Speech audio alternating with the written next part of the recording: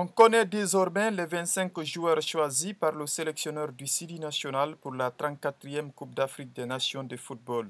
Quelques heures après cette publication dans le journal de la télévision nationale, Kaba Diawara a commenté la dite liste dans un entretien avec la cellule de communication de la Fédération guinéenne de football. L'ancien footballeur devenu sélectionneur dit avoir préféré l'idée de continuité du groupe, un projet sur lequel il dit avoir travaillé depuis 2 ans. On a privilégié la continuité pour avoir cette cohésion, cette fraternité dans le groupe entre les joueurs choisis. Ça m'a donné des maux de tête, mais ça fait partie du boulot aussi. J'ai préféré rester dans l'idée qu'on s'était fixé avec ce groupe de joueurs qui avaient accepté de venir faire la qualification ensemble. C'est l'aboutissement des 2 ans. Maintenant, il faut aller faire la performance en Côte d'Ivoire. Alors qu'il avait la possibilité de prendre jusqu'à 27 joueurs, Kaba Diawara dit que son staff et lui ont décidé de prendre 25 pour éviter ce qu'ils ont vécu au Cameroun lors de la précédente CAN. Au Cameroun, on s'est retrouvé face à des problèmes d'ego, des problèmes de temps de jeu, des joueurs qui se sentaient moins utiles.